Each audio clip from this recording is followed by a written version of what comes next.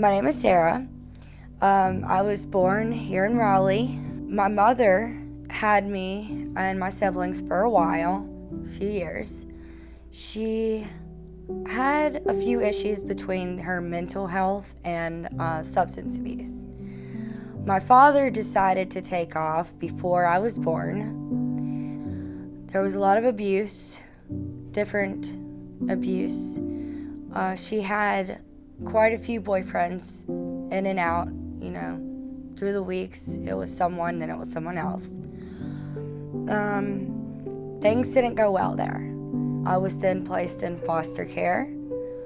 I was in foster care back and forth between Raleigh and Johnston County. We were kind of scattered. I tried to be a good girl, but I had decided later on that I was just done being good. It was time for me to try something different. So after deciding I was going to do bad, I was constantly in trouble. I even picked up a few charges, run into some issues with the law. Got on probation, got off, got on probation again, and this time I was pregnant and on my 2-year probation, and this is when my life changed and I was introduced to Pharaoh's daughter. I was pregnant with my son and still on probation. I didn't even want to listen then. I had tried to be a good mom to be, but ended up back in court, and they were having a hard time. They were going to throw me in prison, or I was going to be on ankle monitor. And so I stayed on ankle monitor for a few months, and I was not to get off of that ankle monitor until I had given birth to my son in the hospital. They would cut that bracelet off of me. So they gave me a call while I was in the hospital, debating on what I was going to do, leave there and go to my grandma's or family members, or, try this Pharaoh's daughter out. I was absolutely terrified. My answer was no.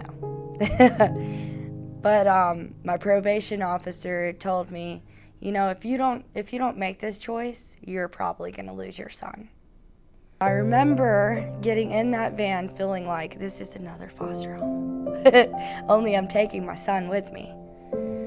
Walking into this house was like walking into a wonderful, loving home. It was beautiful. It was clean, filled with peace, and I remember Susan and Nan feeling like they had my back no matter what. And I tried to sabotage those relationships. No matter how much they showed me that they, loved me and cared for me, and how much this home could provide me with wonderful skills of life, an introduction to God, I tried to destroy it at every angle.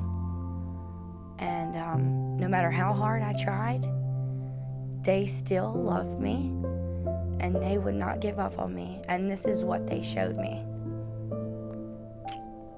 So, after a couple years of staying at Pharaoh's daughter, I had run into some trouble. And I believe that was the eye-opener, and that was God talking to me, saying, you can't do this by yourself anymore. You need to let me help you. You need to give it to me. And that was the day I gave myself to God. As much as I tried to walk with Him and do what he told me to do, it's like something else was just dragging me backwards. Like, no, he can't have you.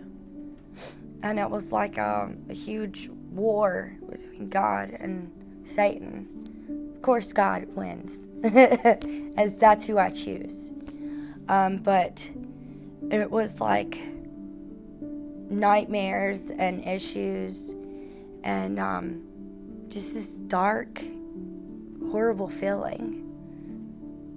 And the more he tried to attack, the more I searched for God. The more I prayed to him, the more I wanted him. And so here we are. So my sister, after a month, maybe a month after, I had received a phone call.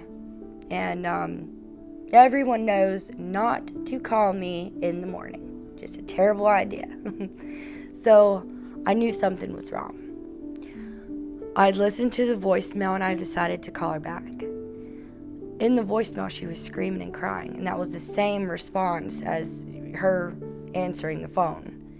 She was almost couldn't breathe. When you cry and you can't catch your breath, that's what this sounded like. Just terrified. My sister, who's not scared of anything, told me that there was this dark feeling that she also had. And I knew exactly what she was talking about because that was the same thing with me.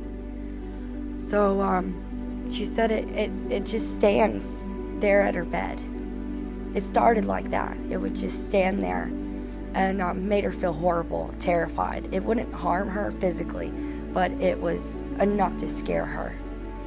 And then it started coming out during the day. It was just everywhere. Everywhere she goes, it was there. So the only thing I knew to do was to go to God because I knew what it was and I knew he was the answer and he could help. I couldn't. So I ran to Nan, help, you know? And that was the day that she decided she was also going to give herself to God.